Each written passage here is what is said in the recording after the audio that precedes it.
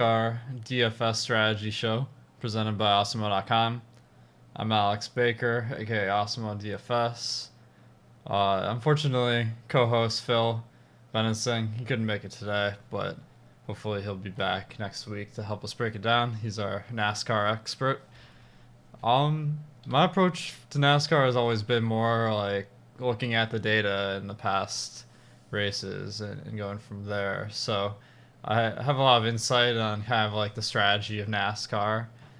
Knowing a ton about the drivers is kind of why we have Phil come in here, but I'll do my best. And I actually got a lot of insight from his article this week, so I will talk about that.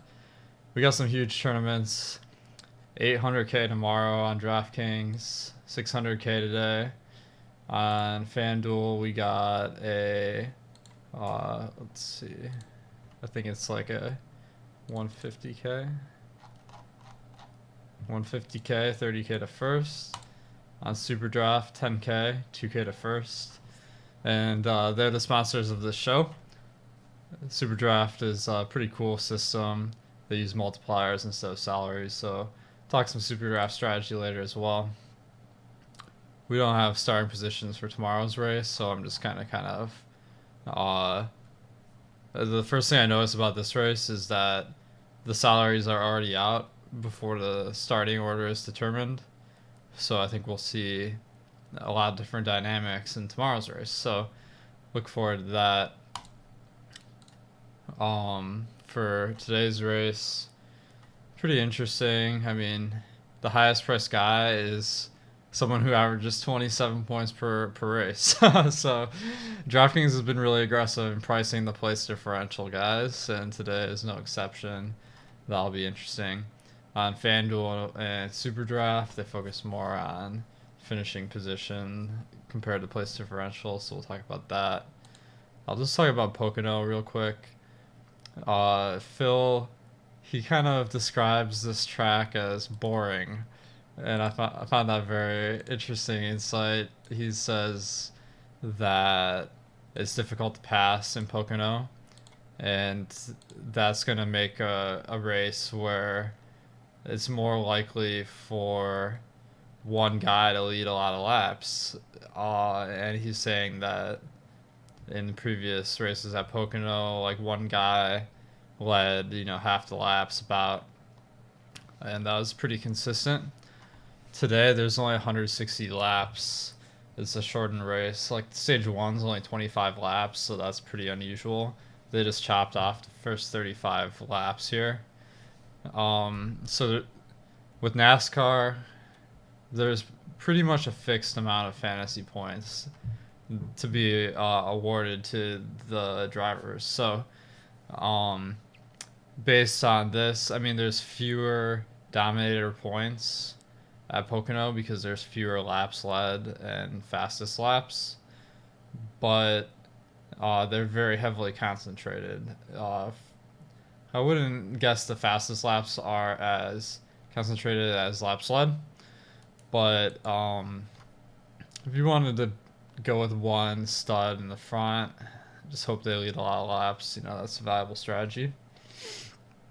Eric Almirola is a pole sitter. He continues to start really far ahead and above the budget of his team. So that is going to be interesting. I have a good strategy for that for you guys. He mentions Christopher Bell being really expensive, and that's intriguing for sure. I haven't done the projections for ownership for this week yet, so if you're not a member, I'm going to post those after the show. Pretty important to understanding how to build lineups for today's slate, but I'll do my best. And I'll kind of teach you guys my strategy for NASCAR. So, Pocono is 2.5 miles long, and I think that there's not like banking, so that makes it difficult to accumulate a lot of speed, because basically banking allows drivers to drive faster on the turns. This is like a triangle track, so there's 3 turns and not being able to reach full speed. I think that's why it makes it difficult to pass. One thing that's important with NASCAR is like each different setup has much different odds. So I'll just talk about the odds real quick for this week. Okay, so Kyle Busch 5.5 to 1. I kind of account for the rake that's collected on the different bets, so that equaled 6.9 to 1. It's about a 12% chance. Harvick, Hamlin, Truex, Elliott, Keselowski, all kind of in that same range. And that's been kind of my experience with NASCAR in the past few weeks. I think that it's just like such a crapshoot which one of these guys has the best car that day and leads the laps, gets the fastest laps, so wins the race. And we saw that a couple of weeks ago where everyone was on Harvick and Busch and Truex, and then Hamlin and Logano were the guys of the week. So, I mean, you can pretty much just pick a name out of a hat here, and, you know, I think you're going to be pretty safe. Let me make sure I have this right here. It looks like I have Blaney at 1. He's actually at 2. I guess I must have... let me see. I think I might have fixed this. Let's see. Okay, I fixed it in my update. Alright. So, odds to win. So all these guys, the top teams start towards the front these days because it's a draw and not qualification. So I think you should have 1 to 2 of these guys probably. They're definitely the safest bets to dominate the race. And whoever does that is going to finish pretty well. And at I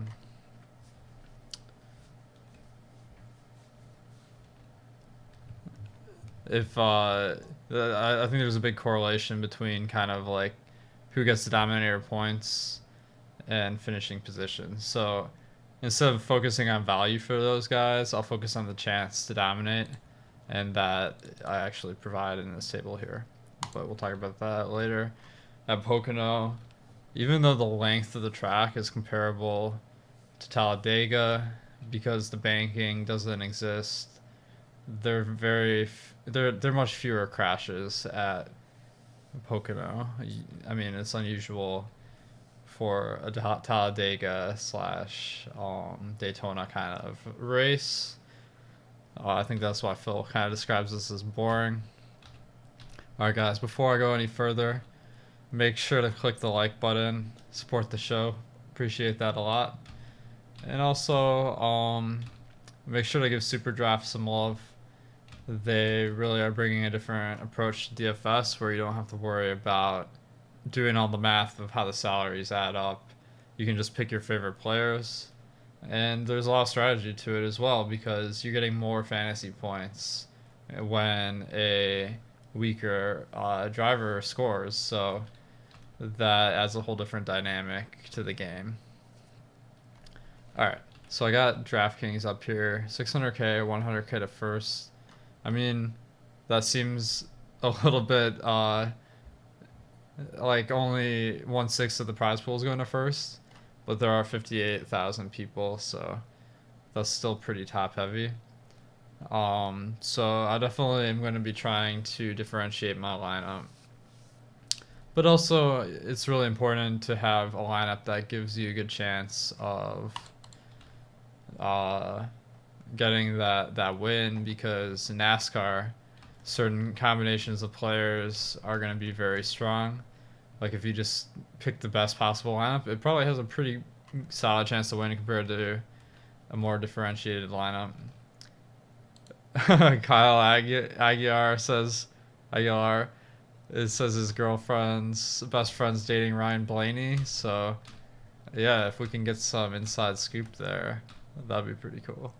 But yeah, Blaney, he did tremendous at Talladega, so he's got a hot streak going into this. If you guys have any questions, drop them in the chat here. I'm keeping an eye on it. Cap City says, is McDowell chalky again? So McDowell starting 26. I mean, I think that he's going to stand out to someone who's casual because he has 30 points on average per race, and everyone below him has 15. But to someone that knows what they're doing, starting 26, that's around where he finishes on average, so really not much value there. Kyle's saying that Blaney ruined his lineups last week. Yeah, that's man, that was an interesting finish. All right, one other note I'll point out is that James Davison, he's a new face in NASCAR Cup, as far as I know, and he is taking Reed Sorensen's car. Reed Sorensen is pretty much like in that same tier as these guys, so not someone I'm going to be focusing on in a normal race. David says FanDuel gets no love. Well, I'm going to talk about FanDuel in a little bit and make a lineup there. They were kind of up and coming in NASCAR. They released their product a little bit more recently, so hopefully they can continue to build some momentum, because the more places to play, the better for sure. All right, so let's start building some lineups using this tool here. So I'll just mention kind of what I'm looking for. In NASCAR, there's like a synergy between guys that have a good chance to get place differential and guys who have a chance to get fastest laps and best laps. Sparty says the top driver tool is showing the incorrect starting positions, so I can actually fix that now. That's just a cell reference error. So my bad there. Thanks for the heads up. All right.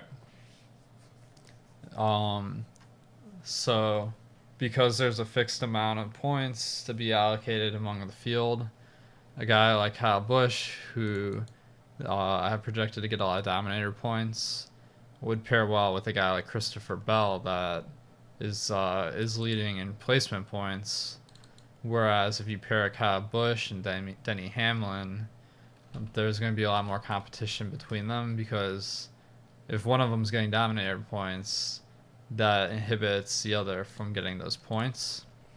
So that's why going off the just projection, while it's a decent approach, it isn't the best approach, because it doesn't take into account that correlation.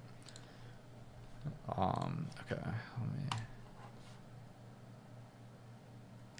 I'm having some error with Excel. I'll have to fix that later then.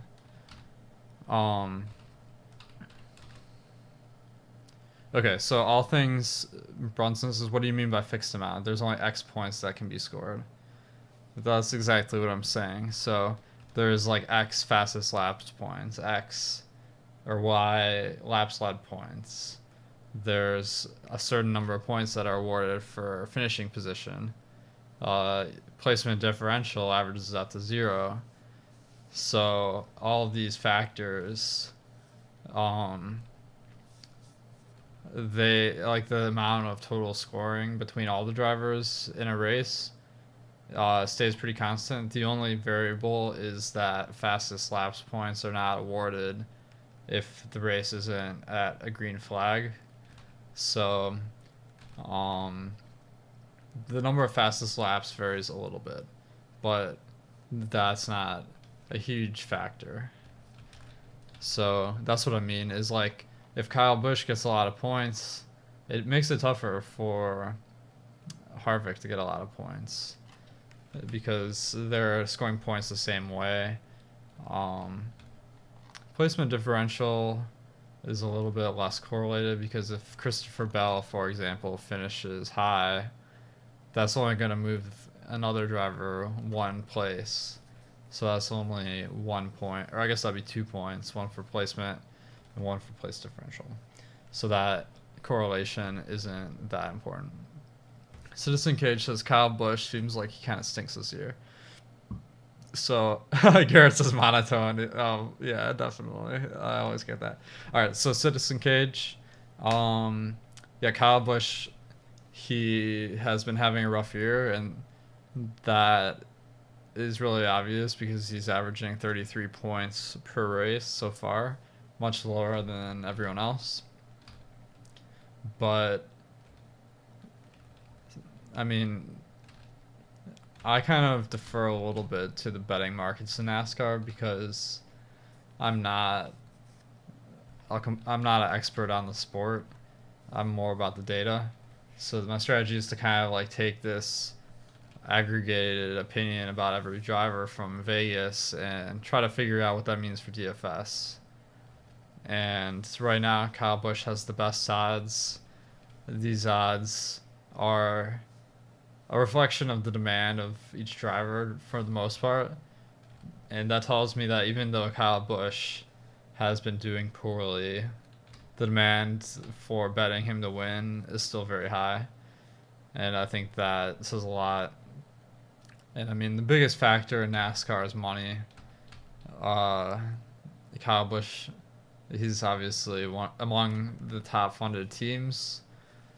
There's been no change there, so I'm comfortable completely with Kyle Busch. Let's see. He's had good finishes half the time. I mean, watching these races, you'll see like he had some penalties for speeding.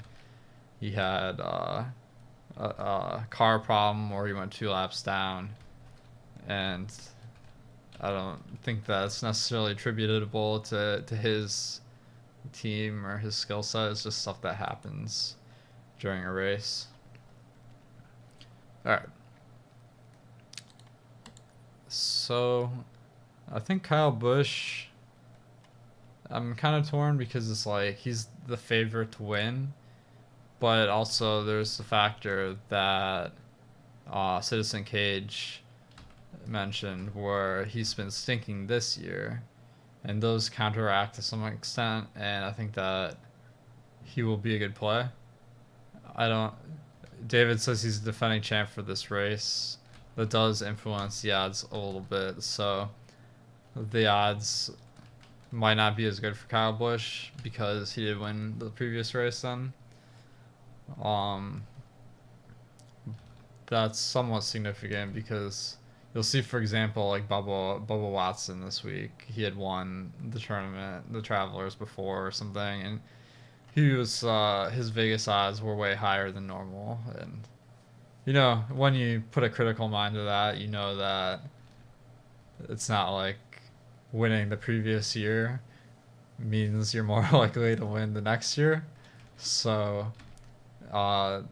if you dig down into the numbers, you can get a little bit of edge that way. Luke says Reddick is sleeper pick for the win. I mean, Reddick's been really kicking butt though, so I don't know if that's a sleeper pick. I think that a lot of people are going to pick Reddick. His odds to win, according to Vegas, are 80-1. So, definitely a low probability, but he has been exceptional recently. Citizen Cage says the price is really nice on Kyle. That is a factor that will drive up the ownership. Okay.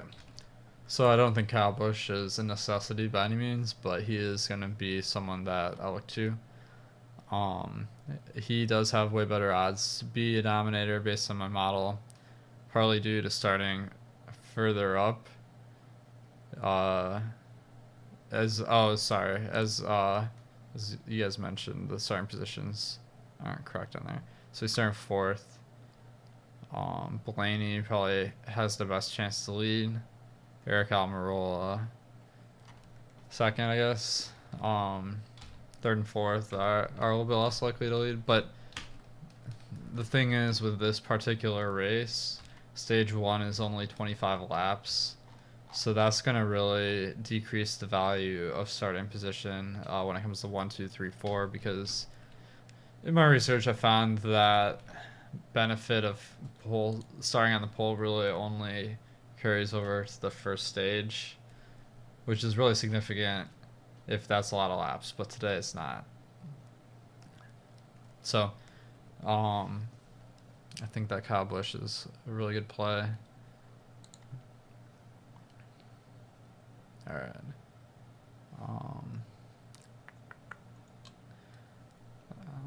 Christopher Bell is intriguing.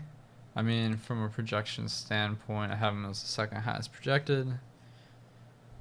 The standard deviation is very low compared to the other drivers in that projection range, which means to some extent he's someone you can count on for consistent production.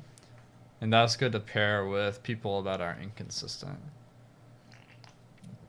But by no means a necessity. I mean, the value on Christopher Bell is not very good. So let's look at some of the other placement differential guys.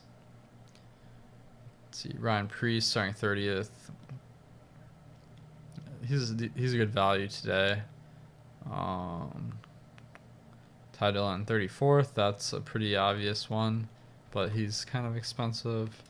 I also noticed that this year, or since they came back, Ty Dillon has not been very fast. He's been about the same speed as Corey LaJoie and Michael McDowell. So I think that I'm not super excited about Ty Dillon. Tony says, are we going to get ownership updated? I'm going to update it after the show here. Kind of had a crazy morning because it's like Bundesliga, LOL, CSGO, NASCAR, EPL, MMA. So I'm running a little bit behind here. So bear with me. That. All right, Daniel Suarez. I mean,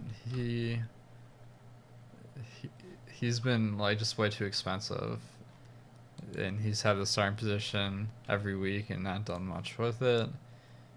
BJ McLeod, he's someone that I think I feel comfortable plugging in. I mean, he's really, really cheap, and he has been a little bit faster than the other guys in that range.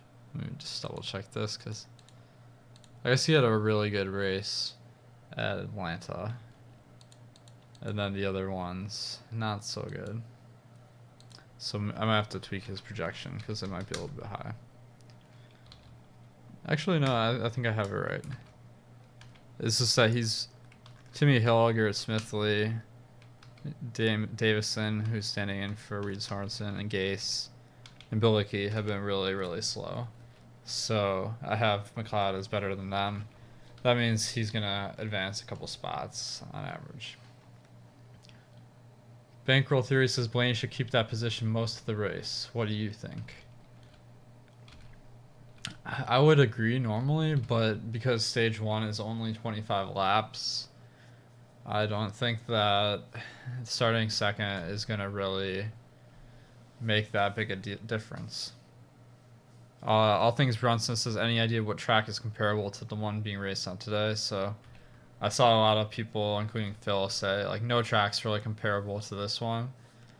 On the other hand, it's kind of a combination between like a Bristol where like it's really hard to pass, and the mid-length tracks where like the speed is really comparable to a mid-length track. You'd think that given the track is 2.5 miles long, it would be a really fast track, but that's not the case. So those are kind of the factors. With J Rose saying Brickyard. So We haven't had a race there since the new year, where I've been doing a lot more research, so I don't have a great sense of that. All right. Okay. So I'm gonna build a lineup here. I think I'm kind of leaning towards BJ McLeod, and then I can get in Christopher Bell. I think he pairs really nicely with Kyle Busch. Now Eric Jones is going to be a really important decision because he's by far the best value of the day. I mean, you really can't go wrong because he's got a good starting position for the quality of his car and a really good price. He might be just a guy that you can plug and play in any lineup. So I think Eric Jones is solid.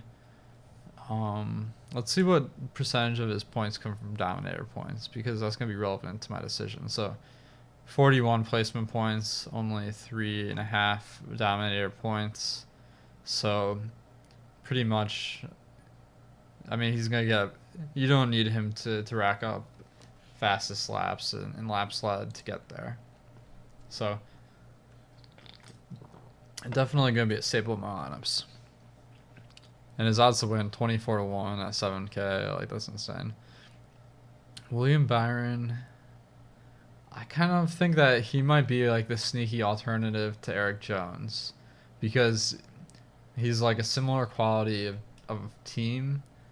It looks like he has been doing really well recently. So I was hoping that maybe his game lag wasn't good, but it looks like it's really good. So I think that he will command a good amount of attention. Certainly a good play. I was hoping maybe he'd be contrarian, but it looks like, based on those factors, he won't be. Will you be doing a FanDuel build? Yes, I will build a FanDuel lineup after this, and then a SuperDraft. Alright, so we actually have a promo code going for SuperDraft. I'm a little disorganized today, so bear with me on that one. I will get that for you guys while I finish up this lineup. 8.9K. I really feel like I can get anyone I want here. So, thing is, like, none of these guys are really standing out a ton to me. Clint Boyer, like, he's not as good as these guys, but that starting position is solid. Yeah. Blaney, I think, is going to be super, super popular, so I'm definitely going to have him a lot because of, you know, his favorable starting position. But I feel like maybe a little bit over-owned this week would be my intuition. Although when he's like the same price as Kyle Busch and Denny Hamlin, I don't know. Denny Hamlin's so cheap too. Maybe I want to go with like a Truex because he's starting a little bit further back, and that has a little bit more synergy with Kyle Busch, who's starting towards the front. Although that factor is not the most significant. All right.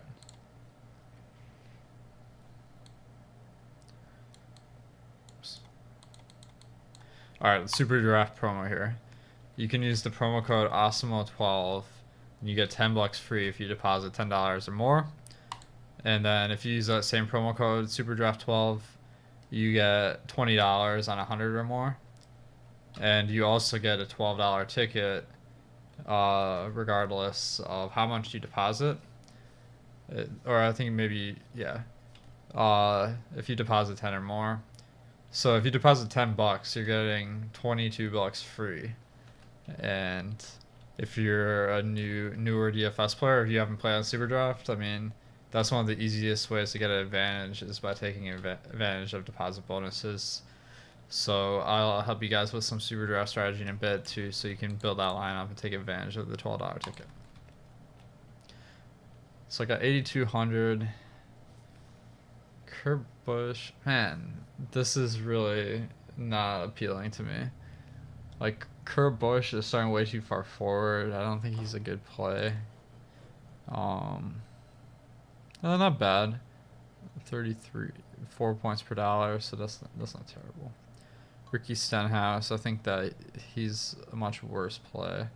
Bubba Wallace, I feel like he's gonna be.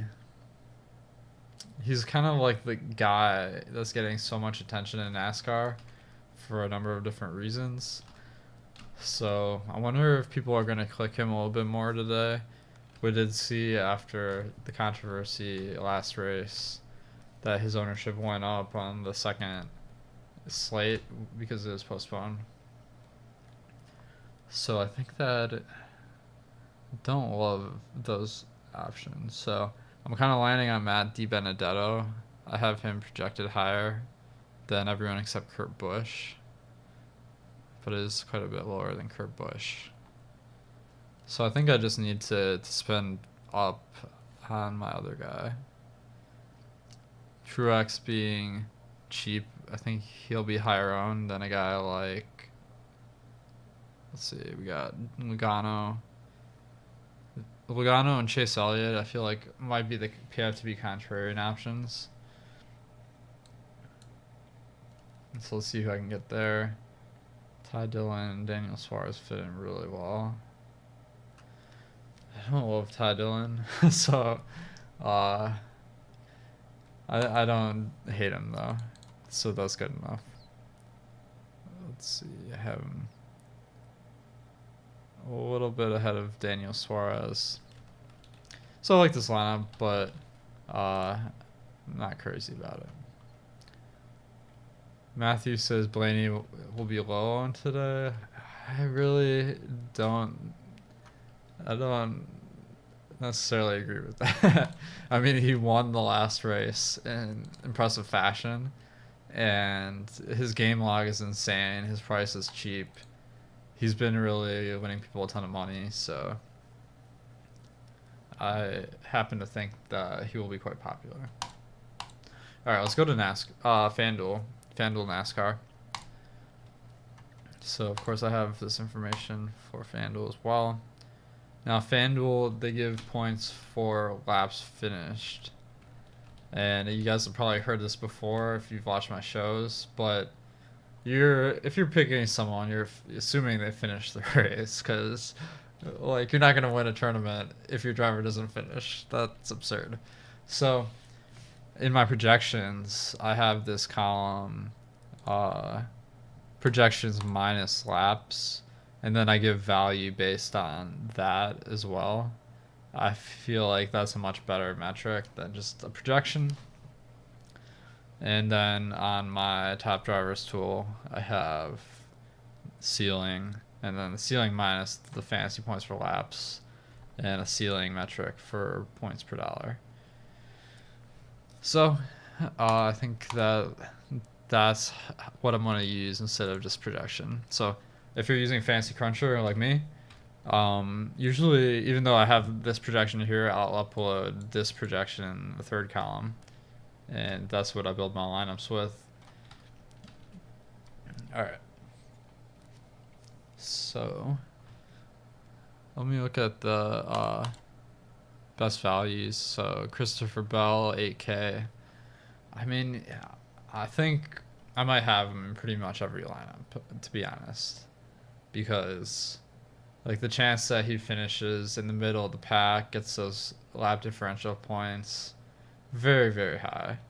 I don't think the chance of crashing in this race or not finishing is very high. So Christopher Bell at that price, he's just a lock and load.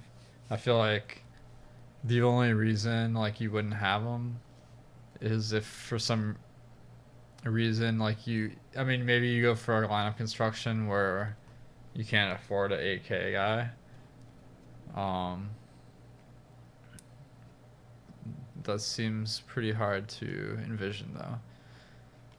Alright, so I see a lot of the top guys, not great values on FanDuel, but we have so much flexibility with the salary that I feel like I can just get some of these guys anyway. Keselowski, he stands out as being a little bit better of a play than some of the other guys. The guy who gets the most laps led though on FanDuel usually is in the winning lineup, and I feel like Blaney, Bush, Hamlin, Logano, Chase Elliott, or Almirola, I suppose. They have the advantage there. Let me, I give my breakdown of fantasy scoring here. So let me go to laps led. I want to see if Almirola is viable, because I feel like he's going to be really low owned because he's not a good play.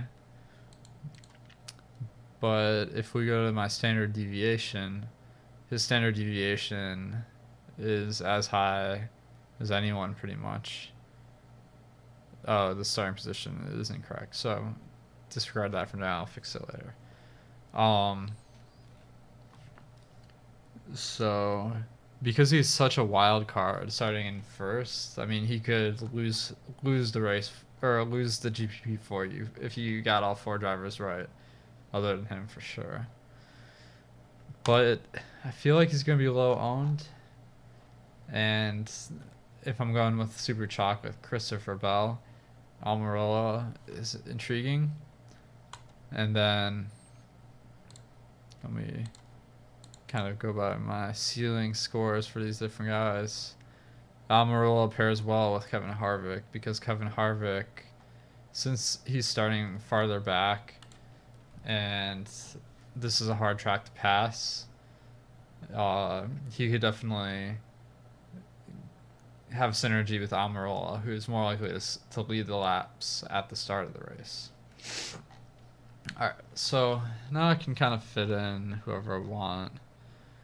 For the most part on FanDuel, like you want guys that will finish high. So let me go back to my projections. Truex, Jimmy Johnson, Byron looks like he's a nice fit in this lineup, because he doesn't necessarily need to get those lap sled points. And then let's see who I can get. Tyler Reddick. I think the height might be a little bit too high. And I have D. Benedetto projected a little bit higher than him. I think he'll be a little bit lower on, but I could be wrong. So I'll go with D. Benedetto. Let me know what you guys think about this lineup here. Of course, don't use this particular lineup because I'm sure a lot of people will watch this video, and in that case, you know, you're gonna split with a lot of people. You want to win first and get a large share of that pie. Alright guys, so make sure to click the like button here. That helps us out a lot on YouTube, so I appreciate all the support of the site. And you know, if you're not a member, make sure to take advantage of our NASCAR DFS package. You get all the tools that I'm showing here, and you can get the ownership projections as well, which are really useful in constructing a lineup, because you want a couple guys that are like lower on sleepers and then like 4 really good plays in my opinion. And that lineup construction, it's tried and true. I mean, you can build other lineup constructions, but if you have 2 guys that aren't like super popular but have sneaky upside, and then the rest of your lineup is really strong plays, that is the safest strategy in all of DFS, including NASCAR. So that's kind of how I approach sports when I'm starting. Now, as you get more advanced, then you can start to build a more nuanced strategy. JR says, with less passing and less crashes, how much should we target placement differential plays on DraftKings?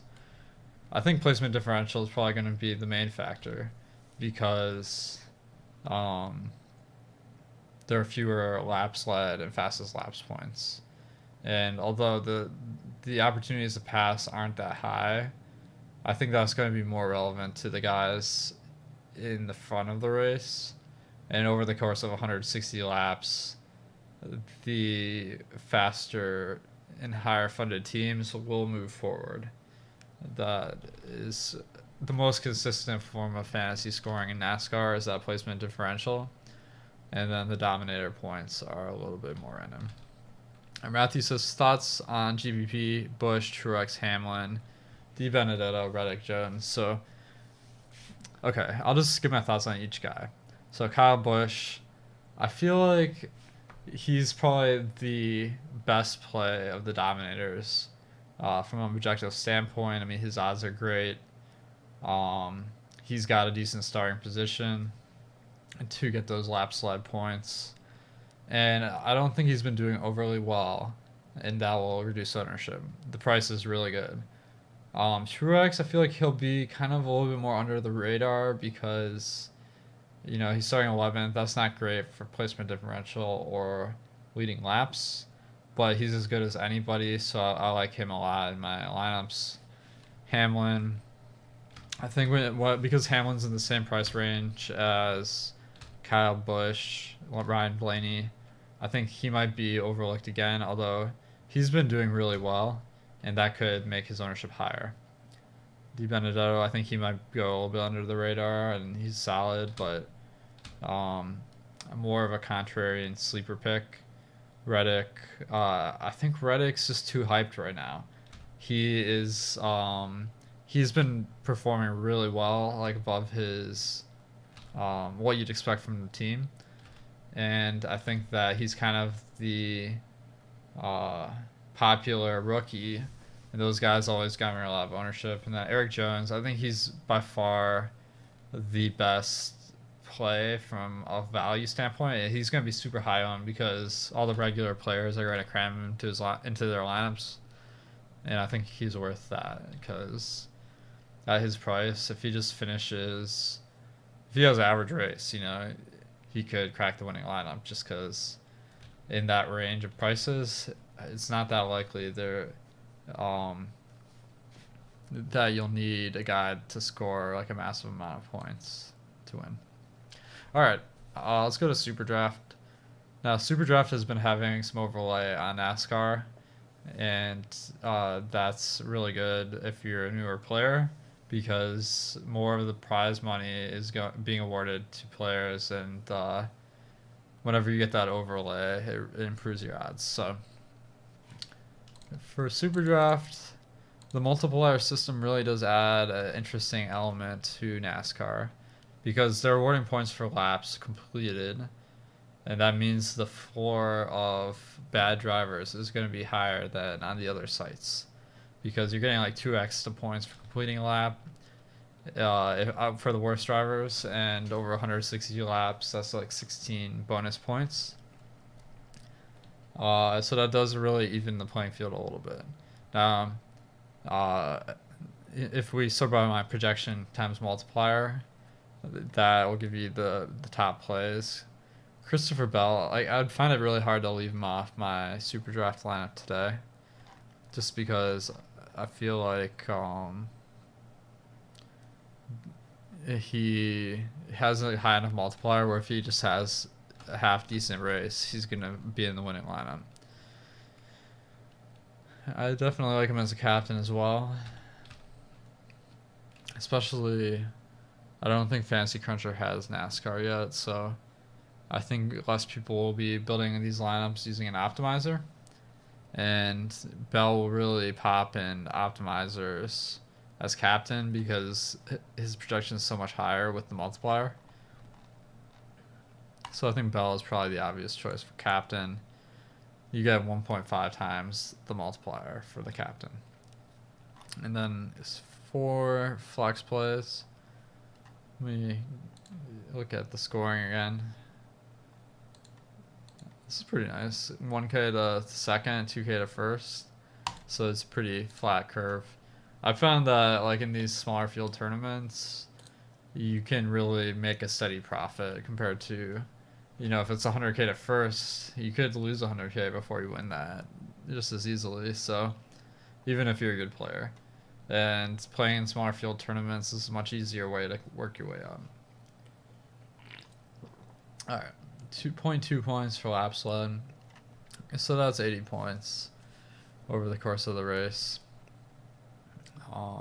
They don't award fastest laps points. FanDuel also removed that as a category you guys didn't realize that, but is Bell a good place as William? I think on DK, he's not a must play, but he is someone that I haven't projected almost as high as anyone else, and he's really expensive. So if you can find the value, I think you can plug him in. But I think that he's not the best play objectively when you factor in the salary. All right. So going back to the lap slide, as Phil pointed out in his article, usually about half the laps are led by one person. So I'm definitely going to want, that would be about, let's see, 0.2 times 80 is 16. So that'd be 16 points to the leader. Kyle Busch has a 1.25x multiplier. So if he was that guy, that would definitely make him score more in the 60 range. So I think that Kyle Busch can make sense. Okay. And then it's all about the multiplier. So William Byron, he's like a plug and play because he's starting farther back. He can get it done in a variety of different ways. A really strong team. Priest is kind of intriguing.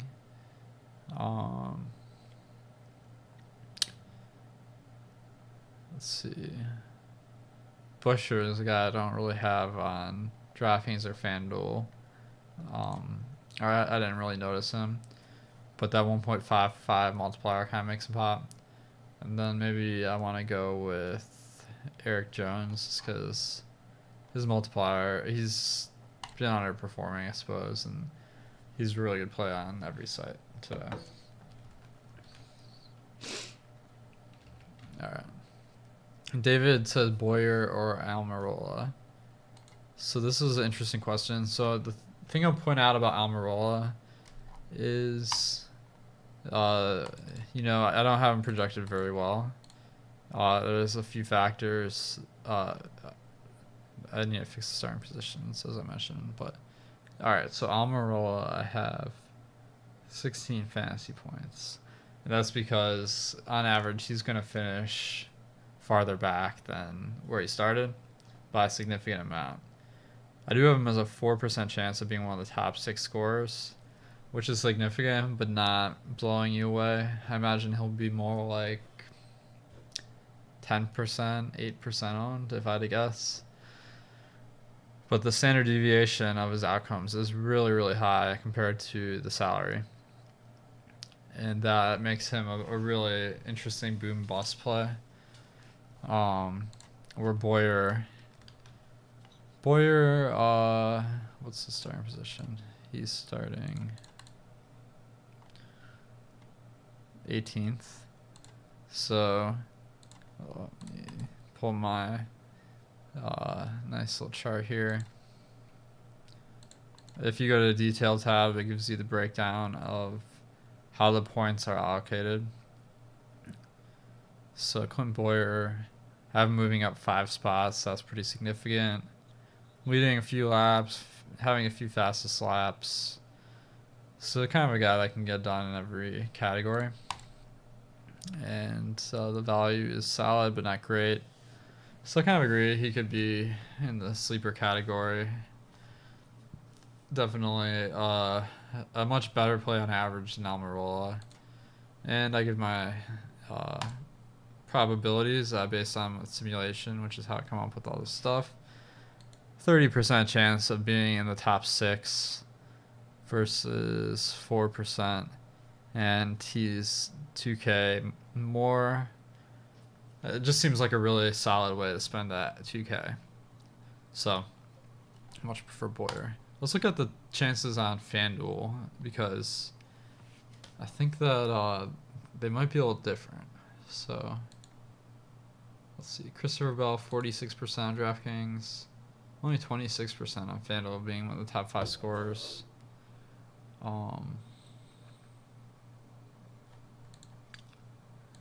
Sorry about the starting position thing here. All right, so That's one of the highest, but not a not a guy I guess you need to plug in. And the reason why is because he's just not going to finish as high as the other guys, and on FanDuel that does make a big difference. Dexter, thank you. I appreciate maybe making me feel like the professor of DFS here. Andrew, thanks for supporting the show here. Alright guys, so I'll talk a little bit about tomorrow's race, I guess, because we got a couple extra minutes. So I think we'll learn a little bit today about how things are going to go tomorrow. And I don't know how the starting order is set tomorrow, but that's going to be a huge difference maker. Because if it's based on today, maybe we'll see a little bit more value than normal. So if one of these guys has a bad day, then tomorrow they're going to start farther back. That'll be more like the NASCAR we're used to, and not this COVID era NASCAR. So that'll be really interesting. Make sure to check out my projections, and hopefully Phil can write an article and stuff. So make sure to check awesemo.com/NASCAR for that information. Alright guys, thank you for tuning in to the NASCAR DFS Strategy Show. Sponsored by SuperDraft. Make sure to throw them some love. If you haven't already signed up, use the Awesemo12 promo code to get some free money on deposit. $10 on 10 or more, 20 on 100 or more, and then you also get a free $12 entry. So that's just free money. I like free money, so I recommend it. Thanks for supporting the show, and good luck in the race today and the race tomorrow. I'll catch you guys next week.